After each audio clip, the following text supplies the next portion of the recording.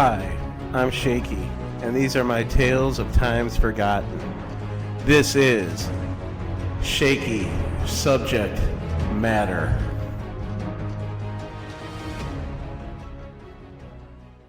So I'm here with Peter Wheatstraw Gorel, yeah, who is in an undisclosed location in the Polo area. And he is a world-renowned toy maker whose character, Phantom Starkiller, is the start, right? Is that the first one? No, it wasn't the first figure that I made.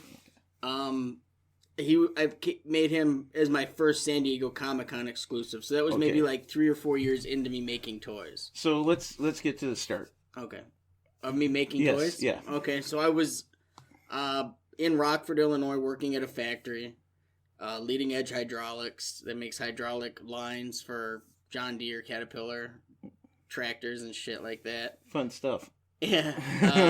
And it was just, I don't have any like college degree or anything. I went to high school, graduated high school, and then just got a job. And so I was doing that and working at just basically factory work, making just a little above minimum wage.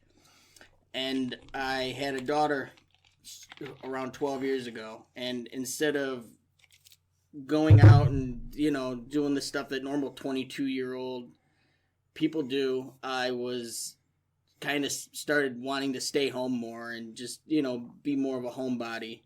And I've always collected toys and had a passion for toys and action figures and other collectibles and love all different things in pop culture. And I just started taking my passion for collecting toys into making toys. And at the time, there was literally nobody doing things like that. The internet and social media, the internet had been around, but social media was kind of a new thing. And yeah, a lot of people don't realize Facebook and stuff was like only 10 years ago. Yeah. They think it's been here forever. Right. And it hasn't. And No. the people that do this stuff were like reading in the back of Vangoria magazine or Toy Shop News looking for things, and then you'd see the little people with their custom figures, like that clay guy that would go around back in the late 90s and stuff. But anyway, I didn't mean to interrupt you. Go ahead. Yeah, so no, I just took that passion that I had for toys and just started making things. And there was a couple years where I was just showing them locally. I'd make something, and it started off as them just being like one-of-a-kind, one-off creations where I would take, 15 different pieces, little plastic pieces and different parts from action figures and mash them together with clay and Sculpey and make these weird creature creation things that you could look at them and you'd see like, wow, that's like a beast man head, but that's like a Wookiee arm, and that's like this gun from this toy, and there's like, what's that belt and what's this leg thing, and you'd look at it and you'd see something, but then at the same time it'd be like something completely new. And I was making those, and then I would put them in gallery shows around the Rockford area, and that was kind of the extent of it. And a few of them had sold, and it all boils down to me making things that I love. I make them for myself. Everything that I make, and I have made for the last 10, 12 years, is stuff that I love. So I was making these, and as they were selling, I was like, God damn it, like, that's cool that I just got like $40-$50 for this thing, but now I want to remake it because I want one for myself to put on my shelf. Yeah. And a friend of mine, so I was doing that and rebuying all these parts to make these things over again as they would sell. And a friend of mine was like, you could just make a mold of it and then you could make multiples of them and sell them. Keep your original or keep your one that's your favorite one or whatever, but then make multiples to sell, and you could sell them and people could buy them. You could, it wouldn't be this remaking process all the time.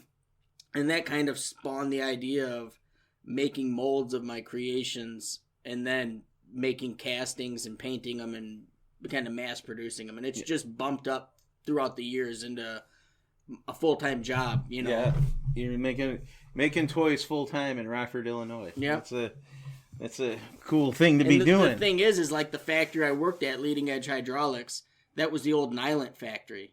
because Nylon toys are made in Rockford. Yep. So like that, I was there in the like Nylon building making toys in my own, like started my own toy company in like a toy company around, like, see that sign over there? Mm-hmm. That's the rest sign from the restroom, like the break room. I stole that like my last day, and that had been there since it was Nylon. All right. Yeah. Good. Yeah. So, tell me a little bit about your creations. So it started off as just like, like I was making these like really detailed kind of figures initially that were 15, 20 different parts and pieces from figures. And then I can grab them real quick if you want.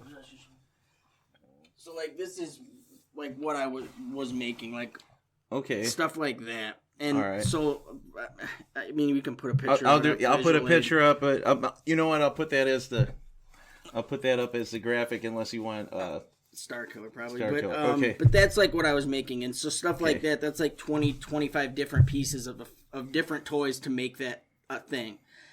So when I tried to make a mold of that initially, like my mold making skills weren't up to par with something like that. Like nowadays, I could make this. Back then, I couldn't. So I had to kind of like dumb it down, way down, until I could learn how to make molds better. Because it's like an art to make molds. It was like a new thing that I was introducing into my, I guess, artistic arsenal of things that I could do. And I had to really kind of step it back and be like, okay, I just need to make these as simple as possible. How did you get into working with the mediums? Did you just like this initially? Yeah. How did you? I was always good at art, I suppose, and took art classes in high school, and I would have 2 or 3 different art classes and stuff, and I was always really good, but I never took it as seriously as I probably should have, and or pursued it. My art teachers would be like, "You should pursue this. You could probably get scholarships, so on and so forth," but I was always more interested in partying and girls and stuff like that. So as I got older and when I started having kids, it was more of a means for me to do something with my hands that was relaxing to me in my spare time. And I mean, I'm just self-taught. There's really no real training that I never have learned how to. I've never taken a course in sculpting or mold making or casting or anything like that. It's just, and there really wasn't any tutorials online. It was just all trial and error until I really figured it out. And now it's like I could do this all in my sleep. And excuse me, the garage kit was big in the late 80s and early 90s, and the mold making, and I know a little bit about the silicone and the cottage cheese holders and pouring it in there and making it, and then you got to clean everything up. And I just wondered how you came about being able to do this stuff. Yeah, just all trial and error, all of it. I just kind of taught myself how to do all of it, as like I had to. It was like if I didn't want to keep recreating the things over and over, I had to learn how. And it was a lot of time spent and money spent wasting silicone and trying to figure it out until I did. And, like I said, now I can just do it in my sleep. Like, I can make something that is, rivals or is superior to something that a toy company can make, and do it kind of just, it's not like I'm to say farting around, but it's like, I can just do it, and it's like that 10,000 hours type thing. Yeah. Once you've done something for so long, you become like a master at it. Yes. And I think, I've kind of reached that level that I can do it and do it far better than most, and I don't have to put much thought and effort into it. There's a lot of effort, but it's done, without much thought. That's like the guy says, you're not paying for the 30 minutes it took me to make the picture, you're paying for the thousands of hours it took me to be able to make the picture in 30 minutes. 100%. Yes. 100%. Yeah. Okay. 100%. So tell me, how did this grow? What's your company? How did we go from Rockford to worldwide company?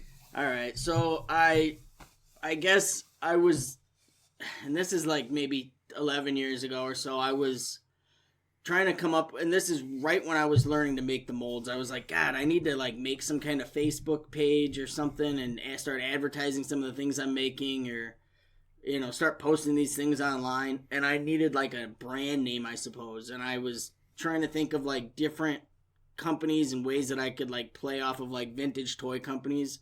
And I was just, I had no skill in Photoshop or Illustrator. Now I do have tons, but at the time I had zero, and I was just in MS Paint, and I had the Kenner logo, and I just started moving pixels around until I came up with Killer. Yeah. And I thought it was cool. I come from like, I guess like I had like a skateboarding kind of mentality of being like, wow, that's killer, bro, or whatever, and I thought it would be like synonymous with like this being awesome, instead of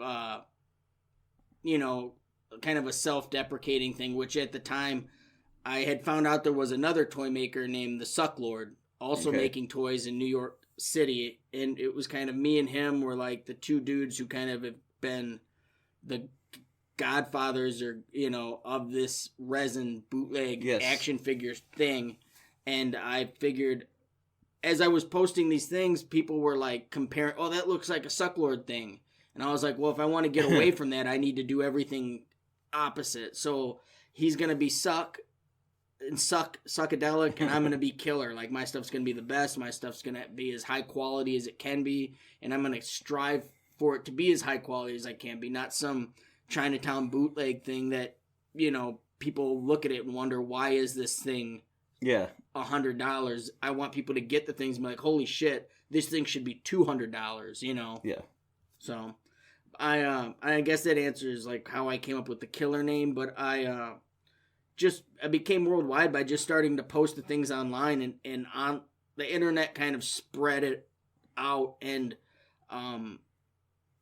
initially, Star Wars collecting groups around the world started like seeing my things. There's always been like a real heavy Star Wars influence on what I'm doing, and I would parody Star Wars a lot. I saw the beer can R2D2. Yeah, that type of thing. I've done art in coffee. I saw the Brillo. Cups, I saw the Brillo box. The Brillo bots. Yeah. Yeah, I've done spray can R2D2s, coffee cups, WD-40 beer cans. Coffee cups, all different types of stuff. Just I think it's funny and stuff. And so these Star Wars collecting groups around the world were like sharing my photos and kind of, I guess, spreading it out further than I could have done by myself. And I like woke up one morning and had like hundreds of notifications with all these people from Singapore that were like reposting my stuff and talking about my stuff, and I was like, what the fuck? Like, I'm like famous in Singapore or something. And then this group commissioned me to make a figure for them, and that was like the first time I was like doing something and being paid like a substantial amount of money to make a bunch of figures, and instead of just making them and hoping that they would sell. And they commissioned me to make these figures, and I made these figures for the 3D release of Phantom Menace, I think is what it was. And so I don't know how many years ago that was, maybe 8-9 years ago. Phantom Menace? When it came out in 3D in the theaters. I was getting confused on the Clone Wars. Yeah, no, it was when they tried to do like a 3D thing, and they released it in 3D. Okay. And it was like a big deal, I suppose. But they never followed through with any of the other movies, so it must have been a failure. I'm not sure. But I did that for them to like release at the debut of the movie in Singapore. They had like some big event. And so that kind of, spread it out, I guess, a little more like worldwide. And then I've just kept the ball rolling ever since. Yeah. And was making things and posting them online, and then people would buy them, and then that would kind of finance the next project. And I was still working at the factory, and slowly but surely it got to where I would post a picture online, and I'd be working at the machine, and I'd be like, holy shit, I just made like $1,200 in 45 minutes. What am I doing here? And my wife encouraged me to be like, she was like, think about like if you focused all your time and effort into what you're doing and not just staying up all night doing this every night and being exhausted every day and working on stuff during your lunch break at work, which is what I was doing. I would, every waking moment that I had not spent with my young children and at work was done working on these toys. And it really was a labor of love back then, and I was doing it and trying to build something that not a lot of people were like embracing at the time. It was like not today. It's like you show somebody like a parodied action figure of some pop culture thing. 9 times out of 10, they're gonna be like, "Oh yeah, I saw something like that online." Yeah. 10 years ago, that wasn't the case. Like nobody knew what the fuck it was at all. So it was a real hard sell kind of back then to be like, this is this thing that I made, and it's this amount of money because X, Y, and Z. Yeah. Not some, and a lot of people would be like, or I mean, I could just go buy the toy at Target or Walmart. I mean, they couldn't like rationalize it being like a piece of art and that it's made by somebody's hands and somebody designed it and all that. So it took a lot of years of building it to get to be where it is now. Well, and, not to interrupt you, but I went to Wizard World back in '98. It was the best Wizard World I ever went to. But that's another story for another time. But I was at a place that was selling Gotcha-Man figures or Battle of the Planets figures. Mm-hmm. And while I was there, some guy had 4 of these, like, it was Captain America, kind of like in long underwear from China stuff. And I'm like, why is this guy paying so much for this? And, you know, as things go by, time goes by, that was 98, so now it's 2018, but, you know, you started seeing the humor in seeing some of the things that you don't see when you're in your mid-20s worrying about getting that Mark figure for your collection. Right. But anyway, I just wanted to throw that in there for people that don't know about the bootleg figures that are like a Power Ranger and a Spider-Man outfit on a Batman card type thing. Yeah, I mean, there's like right there. Yeah. I mean, they're...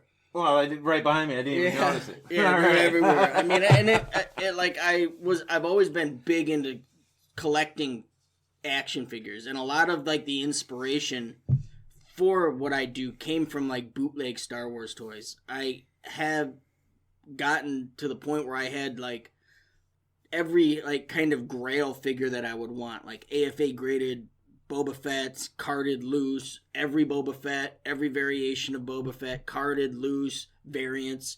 I mean, I have so much stuff, like you said. I mean, there's more Boba Fetts in my bathroom than most people have in their whole collection. Yeah. And they're just above my toilet in a little kind of like, you know, shelf. And then in the back room, there's totes, like, filled with carded action figures that I just can't display, and I don't want to get covered in dust. And it's just, you know, so it's like I have so many things that I started collecting kind of outside of the box things. And that's I started getting Mexican bootlegs, Polish bootlegs, Brazilian bootlegs, model Trem figures. I've stumbled onto these Brazilian lead Star Wars figures called model Trem. Mm-hmm. And the first series of them are 100% Star Wars bootleg ripoff figures. Yeah. They are an exact copy of a vintage Star Wars figure, but they're made of lead, real crudely painted in like enamel paint.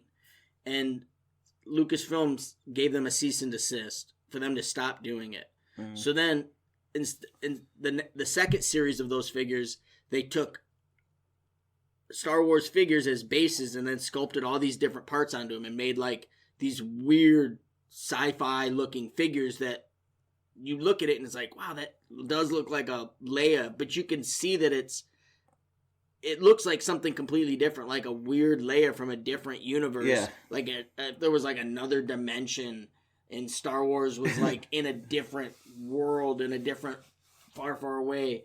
Further away. Yeah, it'd be like this, but you can see the resemblance. So they kind of did that to avoid any copyright issues, and they did that with all the figures, all the characters. So there's like this weird guy who looks like Ben Kenobi, but he's not, and he's got like a chin strap beard instead of like a regular beard, and he's got like a weird medallion on his neck, and he's got like a different laser sword and like they're different colors and just really weird, obscure things.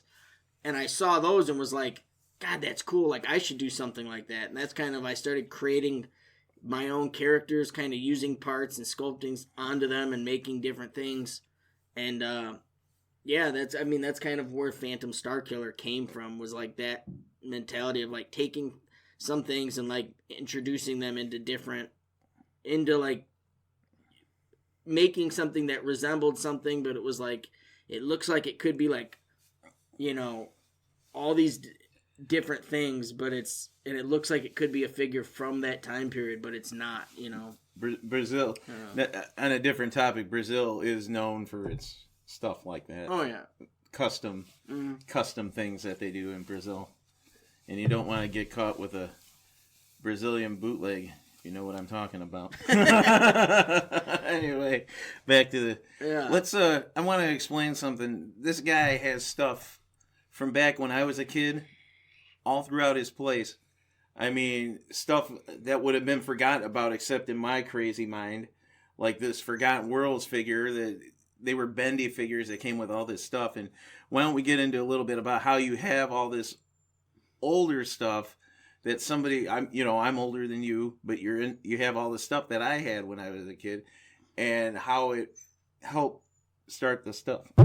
So, when I was younger, my grandmother was like a garage sale addict, I suppose. Like, her and her friend would go garage sailing every day of the summer for, until she could no longer walk, basically. She was just garage sale queen. And she would pick up toys for me and my brother to play with at her house during the summer. And I was born in 85, so I like missed the Star Wars like hype, I suppose. Like, it had started dying down by the time I was conscious enough to be playing with toys. Yeah. But all the people who had those toys, their mothers were selling them at garage sales at that time. So she started just buying these figures for me, and, she kind of took the, like, collect them all 96, like, almost literally as, like, a challenge, and she started just buying all this stuff, and He-Man figures. I mean, I watched He-Man with my brother, and, all the other stuff, G.I. Joe, but it was, like, the Star Wars figures and other weird, obscure figures that my grandmother was buying for me, and, that kind of started it with me wanting to have, like, all these different older figures, and going to garage sales with her, and just stuff like that. And there was, like, an antique mall that was, like, within bike riding distance from her house on East State, if you remember. By the one by Circuit City? Across the street. Yeah. Okay. Yeah. So we would ride our bikes there, and I would literally spend my whole summer, like, going through these giant antique malls and just looking at everything that was in there. And, she'd give us $5 or something to spend, and we'd be gone all day, kind of, I guess, out of her hair or whatever. And I was, like, doing stuff that, like, I guess I enjoy now, but as, like, a 12-year-old kid, I was, like, looking at all this old stuff from the 70s and 80s, 60s, 70s, 80s. When I was a kid, there were two nostalgia stores, for lack of a better term, and I'd go in and I'd buy the old comics. Yep. Because that's what I was into back in 84, 85. I was buying comics, and I've never seen this before. For a dime, I'm taking it home. It was, turned out to be my favorite character of all time, Morbius, living vampire. Yeah. And that's where I first doing the same type of thing, was doing that stuff. So I appreciate that story quite a bit. Yeah. That's how we do things. That's how things happen. Yeah. So that's how it kind of started, where I got this love for all this stuff that is kind of like outside of my generation. Yes. And I have a real deep appreciation for all of it, and have collected it and hoarded it. I mean, we're sitting around. Yeah, I am having such a hard time talking to you because everything is just like, oh, there's a War Duke. Yeah, there's like, like 4,000 action figures just in this room, if not more. But let me explain. We're not like walking on them on the floor. They're all they're all like displayed on shelves and stuff. But they're just everywhere. And it's just, I just love this stuff, and it's like influenced my art, and I like to make figures that look like they were made in the late 70s. Yes. Well, they do. Yeah. They've got that charm. And we were talking a little bit before about how I was talking about the GI Joes. I was like in a weird transition period because of I think it still would have been GI Joe if it wasn't for that petroleum thing that made them shrink down to the. But they figured that one. Who's the green guy right there? That green lime. Ultra fluorescent green guy. It's like just some parachute thing. Yeah, that's what they used to have, and those are the kind of figures I pick up at the garage sale. They'd make figures like what was the name of the company that made all their war guys look like John Wayne? Oh, from the '60s, Well, anyway, they'd make 6-inch figures, and they made like Batman and Robin and all the superheroes like that about 6 inches, and they molded them in those colors and. That's just the kind of stuff. Marks, yes, Marks figures. Yeah. They made Mr. Robot Guy or whatever. Yeah. But those are some of the things that I remember that I liked, that I'd like to go back and see, and you just did it and started making your own stuff. Yeah. So let's talk about Phantom Starkiller for a little bit. Who is he? The man of the hour. Yes. So when I got invited to be part of San Diego Comic-Con 2012, I think it was 12 or 13, by now a dear friend of mine, Dov Kelmer of DKE Toys, and he has a booth at San Diego Comic-Con. He's kind of like a curator of designer toys, and at the time, it's still a real high honor, I suppose, to be working with him and collaboratively, and he invited me, and at the time his booth was like Ron English and Frank Kozik and like all these other Skinner, if you're familiar with him. He's like a psychedelic artist. But there was like all these guys that he was hosting at his booth, and he asked me to make something for him. And I was like, God, I gotta kind of like, and now his whole booth, at the time it was like, maybe like one or two like bootleg action figures and all these other like designer toys and fine art. Now his whole booth is resin action figure, like bootleg action figures. Every single piece is, he just kind of curates almost like a gallery experience of these different toys, and has it at New York Comic Con, San Diego Comic Con, the bigger Comic Cons. And he, his booth's been featured on Tested and all these, Geeked and all these websites. The one that what's his name from Talking Dead, Chris Hardwick, the Nerdist, his website, they'll feature his booth every year. In Adam Savage's Tested website, they will feature him and stuff, because every year it's like a different kind of gallery experience of all these bootleg toys that are handmade. So but at the time it was just like me and the Sucklord, who is like another artist, like I explained. But it would be like me and him have these figures at these shows, and he asked me to make something, and I was like, God, I gotta like go big or go home, or kind of like make something that I think, is my masterpiece, I guess, at the time. And I kind of like took the mentality of like what George Lucas did, where he's like creating these characters, but he's taking influence from all these things that inspired him: Buck Rogers, westerns, samurai, all these different Roman, Greek mythology, all these different things that influenced him as a child, and to make these characters in this story. And I just did that with what was relevant to my life. Mm-hmm. Star Wars, He-Man, Disney villains, sci-fi knockoff toys, like just all these weird things that I thought if I threw them in a blender, and I wanted to make something that was like, if I look at it, it's like, this is me, like in a thing, things that I love in a object. So I just made like this hooded Grim Reaper type Sith kind of Jedi cosmic ghoul warrior dude, and I just like painted him these real like bright colors, and I did kind of what research to like colors that like the eye like is drawn to and stuff like that, and made him bright orange and bright green, and gave him a light sword and put a thing on his chest, like a chest box that has lights on it, and just made this like thing that I thought kicked ass, you know. And a lot of it was like, you know, people a lot of times look at it and they're like, it's like Skeletor and Darth Vader like had a baby or something. And it's to me it was like not really Skeletor so much. It was more the Horned King from the Black Cauldron. I always thought that was like the most metal fucking Disney movie of all time. And I was like, you're right. I was like, give that dude a lightsaber. Like, what would happen if that dude was in Star Wars and he was like a villain? And that's more of what it was like the Horned King, but like in a Star Wars-y sci-fi movie. You know, if it was like he was a character in like Battle for the Stars or something like that, you know? Yeah, did you ever use, when you were a kid, did you ever use your figures for other things other 100%. than what they were? Okay, 100%. yeah. That's like my whole... that's what...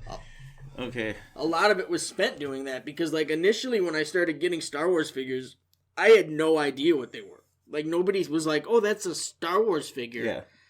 It wasn't until one night I was at a Halloween party, which had just passed, so this is maybe 30 years ago, you know, last week, let's say.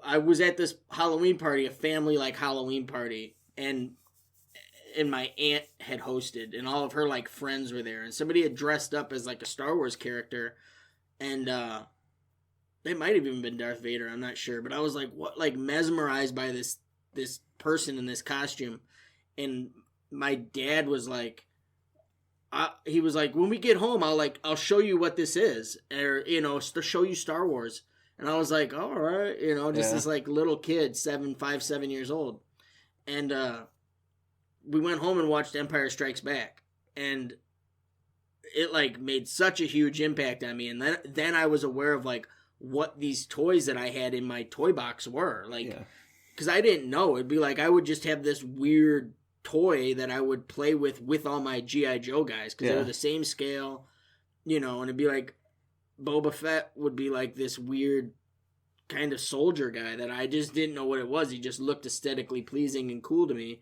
and he always looked different, but it was like, why doesn't he have like, he can't bend his arms or his knees or anything, he move his waist, but it was like he's still cool. And so it just made a huge impact on me.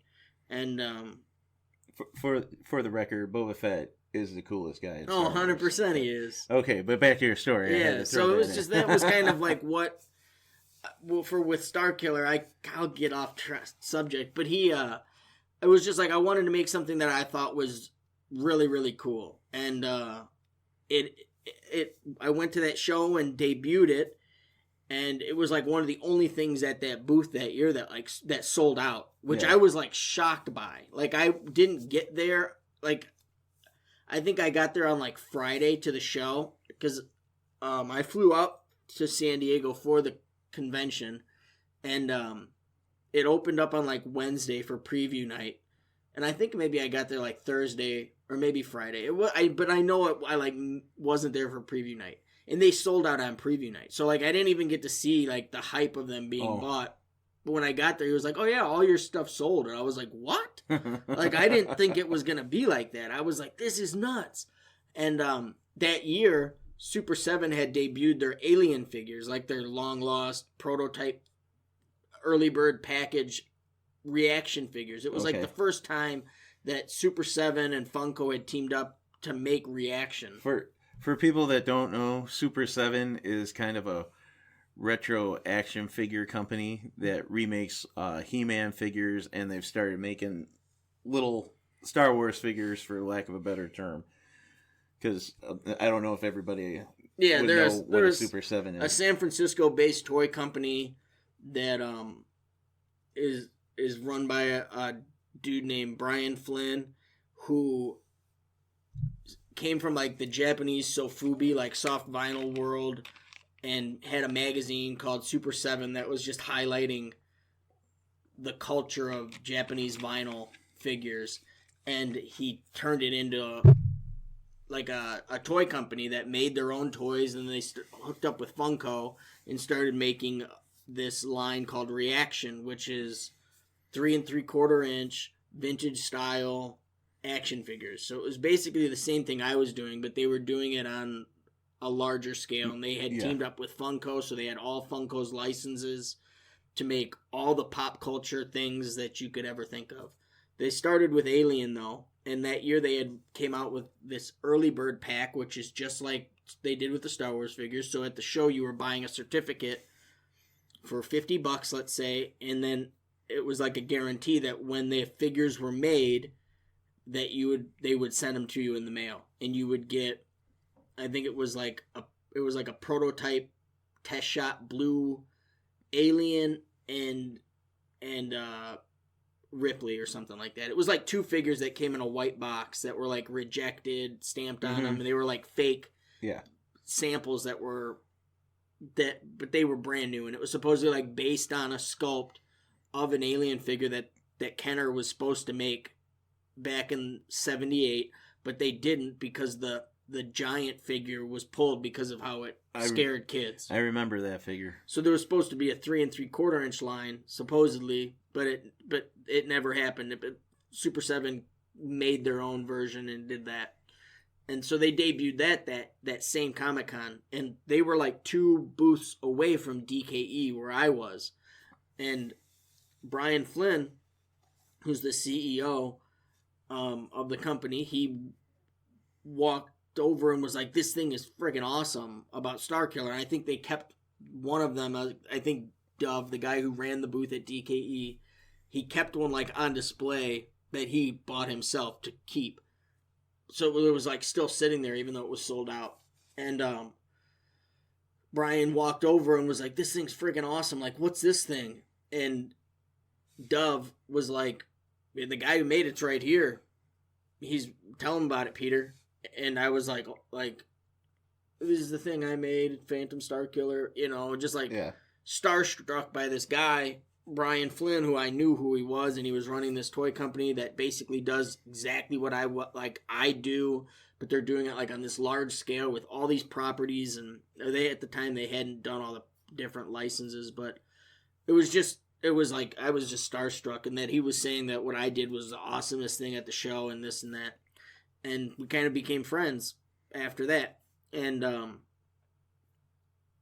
flash forward like a couple years later, I guess I never let the figure die. Like, it wasn't like, in most things I'll make something and make it one time, and then once the edition of 25 or 50 or whatever sells, I move on to the next thing, and I've already made the next thing, and I'm kind of always just chasing something else.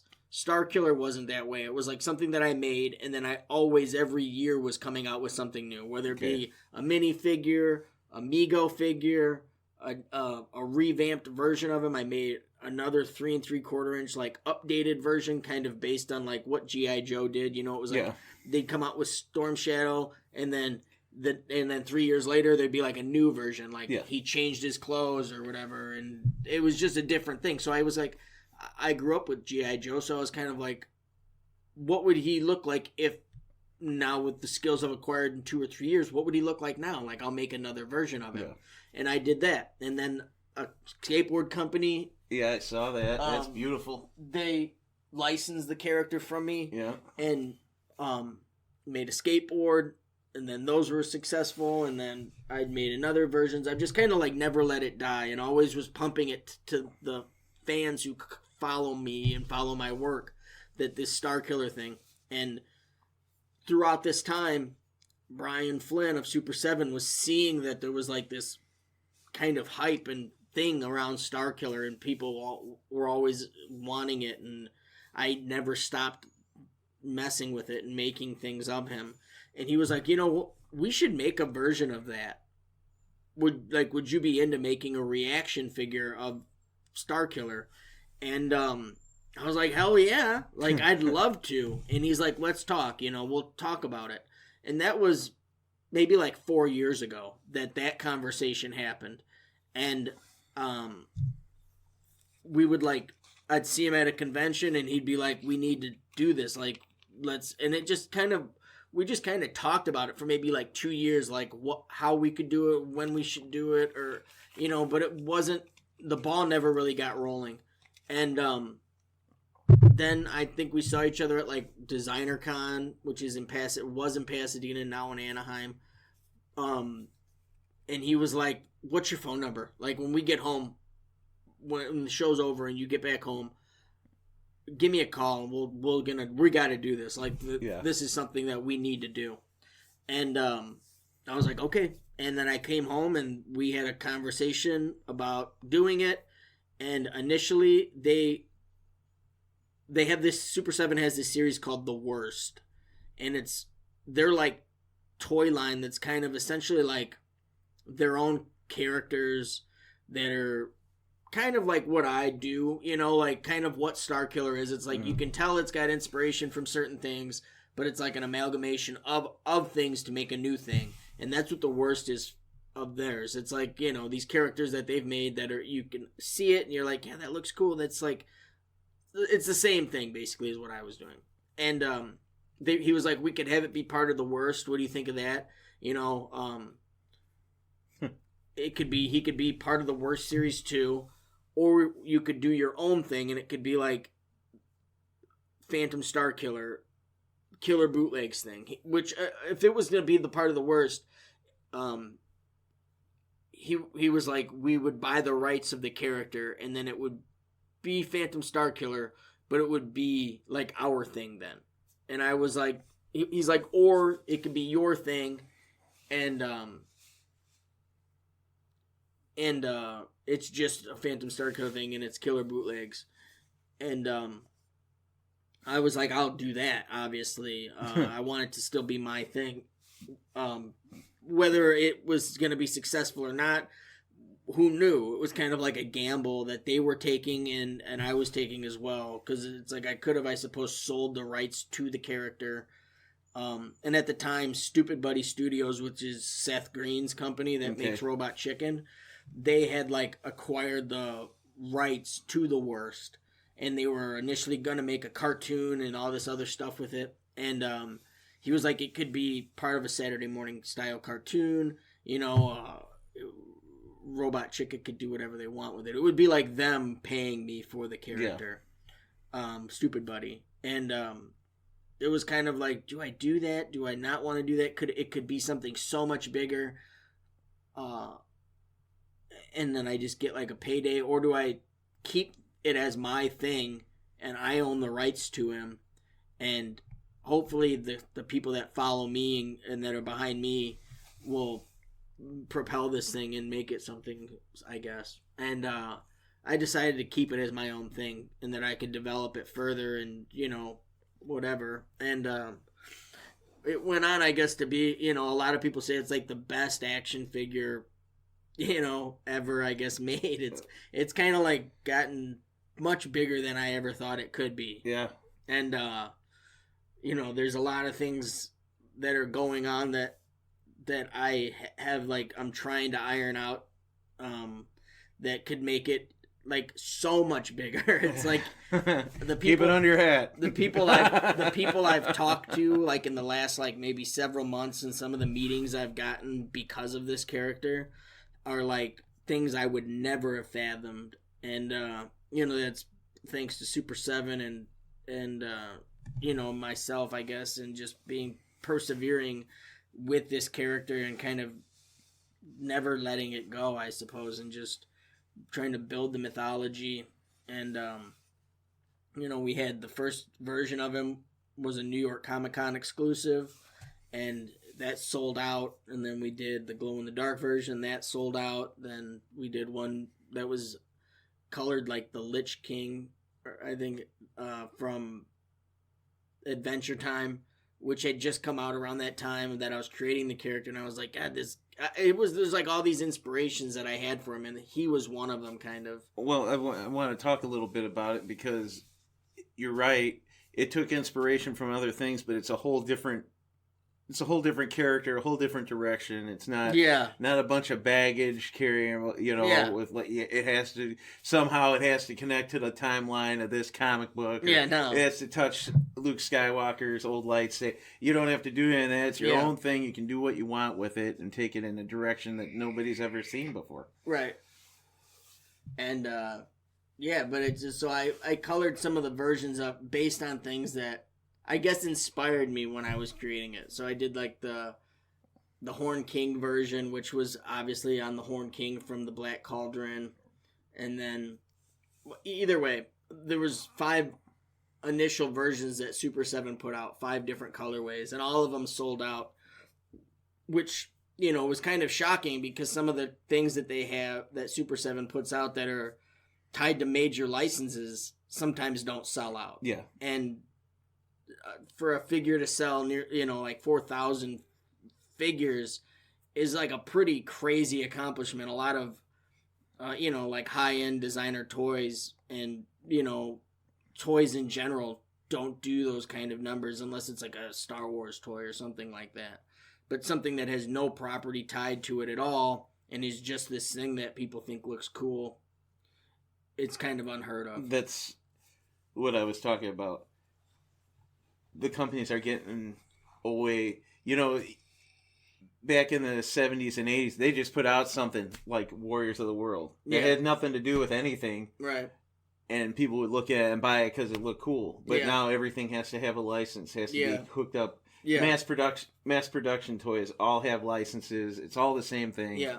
You go into one store, they might have one per box figure that looks a little bit different than the other ones, but anyway, that's what I'm getting at. Yeah. It's good that you're doing this to give people a different outlet for their right, and that's what it seems like a lot of stuff. people vibe with more, and that's why it's become so popular, and that a lot of people see it and they, it's like it is cool, and they look at it and it hits like all these different things in their head that remind them of certain things, that they love, but it's something creative, like unique in itself, and that was kind of the goal, I suppose. It's like that it was something that I loved and things that I love, and when I looked at it, it spoke to me. But it just so happens that I was like raised on all these things that everybody loves, that are so it's like I grew up with all this stuff, and it kind of all tied into this thing that I made, and yeah, so it's just been really cool that it happened the way it did, and that it all's been so successful. We're doing some more colorways of him, Super 7, that should be coming out in 2020. We're releasing the next character, Draco Knuckleduster, which is also in that line. He's was the follow-up to Phantom Starkiller that I did at San Diego Comic-Con, I think the next year, maybe. Or maybe 2 years later I did. And he's kind of the same. It was the same idea. It was you look at it and it was this. I used the same formula for him. And it's another thing that I never let go. It was I always, every year, was coming out with some other version of him, or some, different toy style, whether it be a mini figure or a 3 3/4 inch or a 5.5 inch. It's so it's kind of just this world building that I've done, and it's wild that I do a lot of things that are heavily, play off pop culture. Last night I did a release of a Michael Myers figure. Yeah. And there's no pun or anything funny or mashup about it. It's Michael Myers. And I've done figures that are a mashup, like the E-Walking Dead. It's the Walking Dead and Star Wars, or these things that rely really heavily on pop culture and people's love for the nostalgia of those brands and properties. But it's the things that I've created myself that have risen to the top to be the most popular things I make, which are Phantom Starkiller and Draco Knuckleduster. So that's kind of a testament to how cool these characters are, and that there is something about them that people really identify with, and that they you gravitate towards more than the things that I'm directly, I guess, ripping off and making bootleg things of. Now, I have one final question. What does someone who has all the time making cool stuff do for hobbies? For hobbies, I've, in the last few years, gotten into latex masks, Halloween masks. I'll say. Yeah. You're the first person I know that knew who Death Studios was. Yeah. That's all I can say. Yeah. And that kind of started, I guess, with Starkiller too. Like, several years ago, Justin Mabry, who's one of the owners of Trick or Treat Studios, made a Phantom Starkiller mask for a charity event I was having, and my nephew, my sister's son, had cancer, which is in remission now, but at the time when he first got diagnosed, a lot of people that are in the designer toy community rose up and started donating stuff for me to auction off. That's one of the good things about being in a tight-knit community, a niche group with not big conglomerates trying to step in. And all these people started donating things to me to auction off to give the money to my sister's GoFundMe campaign. And we raised $4,000 or $5,000. But the one thing that Justin donated was that Phantom Starkiller latex mask. And he's a world-renowned mask maker. He's the top Michael Myers mask sculptor in the world. He worked on the Halloween 2018 film, was one of the guys who collaboratively created the mask for the Halloween 2018 movie. He's pretty much one of the best mask sculptors in the world. And he donated a mask of Phantom Starkiller to the cause. And when I flew out to California for Designer Con or San Diego Comic-Con or something, I flew up to San Francisco and went to Trick or Treat Studios headquarters to pick the mask up and to take a tour of the facilities. And he gave me the mask, and I went home, and I was in awe of everything that was going on there. It was, Did it look like Silver Shamrock in there? Yeah, I was going to say, it was kind of like Silver Shamrock, just all the masks, all the sculptures and stuff that he had in his office that I was seeing, all the things they'd made over the span of their, I guess, existence as Trick or Treat Studios, all the history of masks that they had, Don Post stuff, Top Stone stuff, all these just cool masks that I remember seeing as a child. And, this party store here locally in Rockford called Partyland that had all these Be Something Studios masks and Don Post masks. They had just walls of masks. And I would go there around Halloween time when I was a kid, and I just would stare at these masks, and a lot of them made a real big impact on me. And, the Fang Face. Fang Face. You showed me the one from when Fang I was a kid. Face was one, and Unleashed Wickedness was one that had a lot to do with, I guess, inspiring me to take things and make things that I like, whether it be Starkiller and Grim Reapers and just this stuff that I like. So when I went there, I was just in shock of how cool it was, and I came home, auctioned the mask. Some guy bought it. He bought that and one of each Phantom Starkiller figure I'd made up until the time it was this big prize pack. And he was a friend of mine, and he had all this stuff for a couple years, and then he had fallen on kind of hard times and was like, hey, do you you have any interest in buying this mask back? Or, you know, he had just, because he knew it was like, I love the character. He's like, do you know any of your fans that would want to buy it? And I instantly jumped on it. Yeah. And was like, I'll buy it. And so I bought the mask back. And then all the money I paid him, he's donated half of it, I guess, to some charity as well, St. Jude's or something.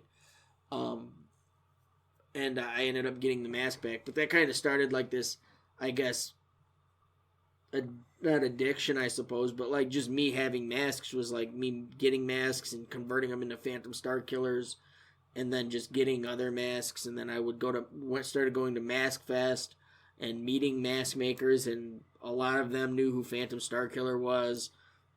Just by kind of how some scenes like overlap into each other. A lot of guys who make masks are also into toys, and so I've become friends with a lot of like the premier mask makers around the world, and doing trades with them, and just, I mean, it's just kind of turned into where I have like 50 masks, like high-end masks. Well, I enjoy them. Yeah, I do too, and it's like my hobby, I suppose. I have a couple, but not this many. And I've started painting them, and this year I released my own mask of Starkiller, like an official one.